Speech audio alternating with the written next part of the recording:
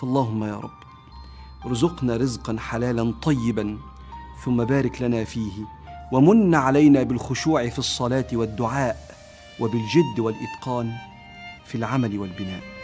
ازيكم عاملين ايه؟ يا رب تكونوا بخير. رجعت لكم بقى النهارده في فيديو جديد، فيديو حلو قوي ان شاء الله هيعجبكم. ان شاء الله كده هنعمل النهارده مع بعض شيش طاووق كده، نجرب بقى الاير فراير. طبعا انتوا عارفين ان انا لسه جايباها جديد، فعماله اجرب فيها بقى شويه حاجات كده، بس حقيقي حلوه جدا. هعمل لكم برضو ريفيو عنها ان شاء الله كده، واقول لكم كل التفاصيل بتاعتها. بس خلينا بقى في الفيديو الاول كده، وقبل ما نبدا بقى في اي رغي ما تنسوش تعملوا لايك، وكمان تشتركوا في القناه وتفعلوا زر الجرس علشان يوصل لكم كل الفيديوهات اللي انا بنزلها. وكمان بقى لو انتوا جداد معايا في القناه نورتوني وشرفتوني، خدوا جوله كده برضو في القناه، وان شاء الله هتلاقوا فيديوهات حلوه جدا هتعجبكم. وكمان بقى ما تنسوش اهم حاجه تكتبوا لي تحت تعليق حلو كده، لان حقيقي تعليقاتكم بتفرحني جدا جدا جدا، وكمان كده بتخليني اصور معاكم فيديوهات اكتر.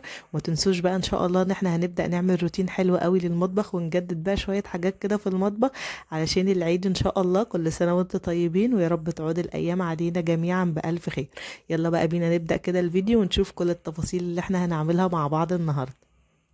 بصوا بقى، كان عندي اول حاجه كده صدرين من اللي هما بتوع الفرخه. كنت جايبه فرخه كده وعملت الوراك في يوم كده والجناحات والحاجات دي، وسبت بقى الصدور بتاعتها. قلت مثلا ممكن اعملها بانيه او كده، فحبيت بقى ان انا اعملها المره دي ايه شيش طاووق، يعني نجرب كده حاجه جديده. وكمان قلت هتبقى ان شاء الله حلوه قوي كده ومشويه في الاير فراير، فهتبقى حلوه جدا. بدات كده ان انا اقطع بقى الصدور اللي موجوده معايا قطع صغيره كده زي ما انتم شايفين في الفيديو. وبعدين بعد ما خلصتها كلها بقى بنفس الحجم كده، يعني حبيت انها تكون كبيره شويه، بحيث برضو ان احنا ايه لما نحطها في العصيان وكده. لان بصراحه بصوا الولاد مش هتاكل لا البصل ولا الفلفل ولا الحاجات دي، هم اهم حاجه عندهم هتكون ايه صدور الفراخ، فعشان كده قطعتها كبيره شويه. قلت برضو هحط معاها بصل تديها نكهه برضو كده وطعم كويس. وكمان كان عندي فلفل اخضر، بس بصراحه كانش عندي بقى فلفل الوان ولا كده، فهقطع كمان في اخر الفيديو كده معاكم شويه من الفلفل الاخضر مع شويه البصل اللي معانا ده. واحنا كنا لسه جايبين بقى بصل جديد كده وجميل كده، كنت عامله معاكم الفيديو اللي فات على طول، كانت المشتريات اللي احنا اشتريناها من السوق. فالبصل بصراحه شكله حلو جدا، فبدات ان انا اقطعه بقى اجزاء كده. الجزء بس الصغير اللي كان جوه ده ما كنتش عارفه ان انا افتحه قوي يعني، فسبته كده في الاخر. هقول لكم برده هعمل بيه ايه يعني في الاخر وكده. استنوا برده كده معايا لاخر الفيديو.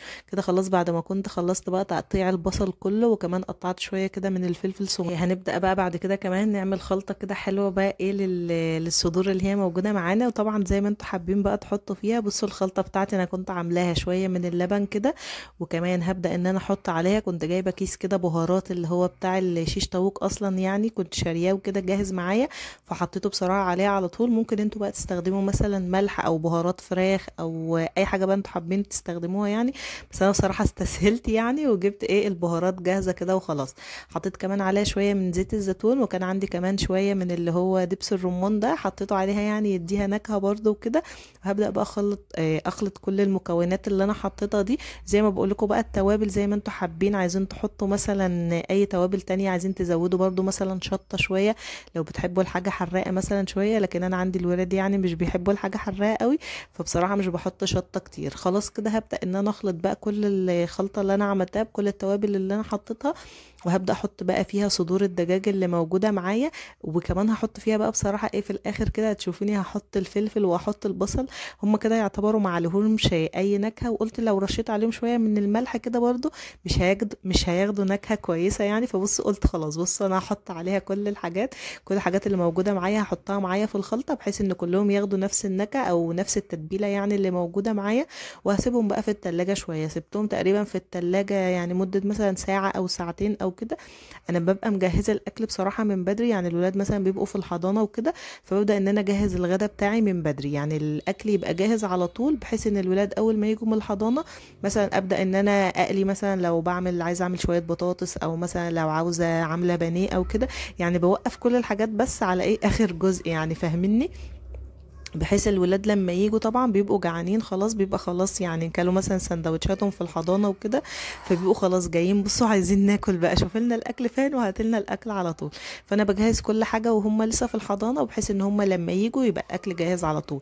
حتى هنا كمان هبدا ان انا اسلق برده المكرونه تبقى جاهزه، ان انا احط عليها الصلصه على طول، وكده الاكل بتاعي يبقى خلص. بصوا نبقى ريحنا دماغنا من الغدا كده بدري بدري، ونفضل بقى طول اليوم كده ما وراناش حاجه، ما وراناش غير الواجب طبعا طول اليوم اصلا. بصوا بيطلعوا عيني على ما يكتبوا الواجب، ربنا يا رب يهدي ولادنا كلهم بصراحة.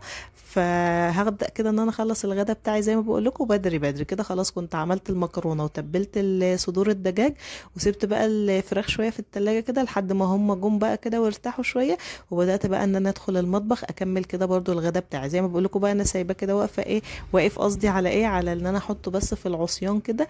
جبت بقى العصيان اللي هي بتاعت الشيش طاووق دي، كان عندي التخينة دي بس بصراحة ما لقيتش عندي من اللي هما الرفيعين، فقلت خلاص بدل ما انزل بقى كده واروح اشتري، وبصراحه عشان اشتري يعني همشي مشوار طويل او ممكن اركب كمان، فقلت لا خلاص يعني مش حواليا حد يعني بيبيعهم وكده، فقلت خلاص انا هستخدم العصيان التخينه دي، وكده كده برضه هتبقى مناسبه معايا هي. بس بصراحه كانت تخينه قوي على البصل والفلفل، يعني لما كنت بدخلهم بصعوبه شويه، حتى كمان كانت بتكسر البصل معايا شويه، بس قلت خلاص مش مشكله بقى، كنت مكسله انزل اصلا، والجو اصلا الايام دي حر جدا جدا يعني، فبصوا مش ناقصه بقى مشوار نزول وفرهده وكده، فقلت خلاص همشي كده بالحاجات اللي موجوده عندي. بدات كده بقى احط بصلايه وفلفلايه، وابدا ان انا احط مثلا قطعتين كده من الصدور اللي موجوده معايا زي ما بقول لكم، علشان عارفه والله ان ولادي بيبصوا البصل والفلفل ده مش هياكلوه اصلا، مش هيبصوا له اصلا، ومش هياكلوا غير صدور الدجاج بس. فبدات كده ان انا احط بقى كله في العصيان زي ما انتم شايفين بالترتيب بقى اللي انتم حابينه. ممكن كمان تزودوا مثلا قطع طماطم صغيره، لو عندكم فلفل الوان برضو ممكن ان انتوا تحطوه، اي بقى انتوا اي حاجه انتوا حابين تحطوها ممكن ان انتوا تزودوه.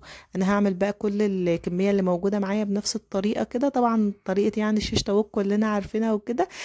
كمان بقى لو وصلتوا معايا في الفيديو للجزء ده ولسه ما عملتوش اللايك، انزلوا بسرعه حط اللايك، وكمان اكتبوا لي تعليق تحت حلو كده، وقولوا لي ايه التوابل اللي انتوا بتحطوها على الشيش طاووق، عشان بعد كده ما استسهلش بقى لو عايزه احط توابل مثلا او كده، اكتبوا لي برضو كده الخلطه السريه بتاعتكم علشان ان شاء الله ابقى اجربها. هنا خلاص بقى كنت خلصت كل الكميه اللي موجوده معايا. كمان شويه البصل اللي انا وريته لكم دول بدات ان انا اقطعهم كده قطع صغيره، وهبدا احطهم برده في الاير فراير كده يتحمصوا. عارفين بتبقى البصل مقرمش كده زي البصل اللي هو بتاع الكشري، فحقيقي كان طعمه حلو جدا. فانا قلت خلاص انا هقطعهم كده شويه صغيرين واحطهم برده وازين بيهم مثلا كده برده على الشيش طاووق من فوق، هيديهم برده شكل حلو جدا. عملت بقى كمان شويه من الصلصه كده صغيرين، من الصلصه اللي هي كانت بتاعه المكرونه يعني المفروض، وبدات ان انا ادهن كده على الشيش طاووق من فوق علشان ياخد طعم برده مقرمش كده ويحمر برده معايا ويبقى شكله حلو جدا.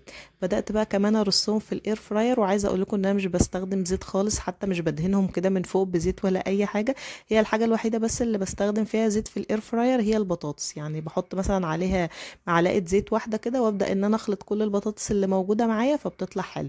لكن بقيه الحاجات اللي انا جربتها بصراحه في الاير فراير ما حطيتش عليها زيت خالص بصراحه، بنسى يعني مش هضحك عليكم انا بنسى، بس لقيت الاكل بيطلع حلو فخلاص قلت خلاص مش هحط زيت بعد كده، اهو برده نوفر الزيت وتبقى حاجه صحيه بقى كلها كده على بعضها كده. خلاص بدات ان انا ارصهم كده في الاير فراير بتاعتي، وظبطت بقى الوقت بتاعها ودرجه الحراره بتاعتها، وبدات ان انا اشغلها، وطلعت زي ما انتم شايفين حلوه جدا. وبصوا كان شكلها مشوي بقى، الولاد اصلا اول ما شافوها بقوا مبسوطين بيها جدا جدا، بيقولوا لي الله انت جايبه لنا اكل من بره، قلت لهم لا يا حبايبي ده انا اللي عاملاه لكم في البيت والله. فما بقوا مبسوطين بيه جدا جدا جدا بصراحه. وعملت لهم بقى شويه مكرونه سباكيتي كده هم اللي كانوا طالبينها كمان، فحقيقي الاكل كان حلو جدا. وانصحكم بصراحه ان انتوا تجيبوا الاير فراير لو لسه بتفكروا يعني انتوا تجيبوها. انا من الناس اللي ما كنتش حباها بصراحه، او يعني كنت حاسه انها مش هتفيدني في حاجه يعني في البيت، بس حقيقي بعد ما جبتها حسيت انها حلوه جدا. ان شاء الله اعمل لكم ريفيو عنها. وكده خلاص الفيديو بتاعي يكون خلص النهارده، يا رب يكون الفيديو عجبكم، وما تنسوش بقى تعملوا لايك، وكمان تشتركوا في القناه وتفعلوا زر الجرس علشان يوصل لكم كل الفيديوهات اللي انا بنزلها. وكمان ما تنسوش اهم حاجه تكتبوا لي تعليق تحت، لان حقيقي تعليقاتكم بتفرحني جدا. واستنوني ان شاء الله في فيديو جديد.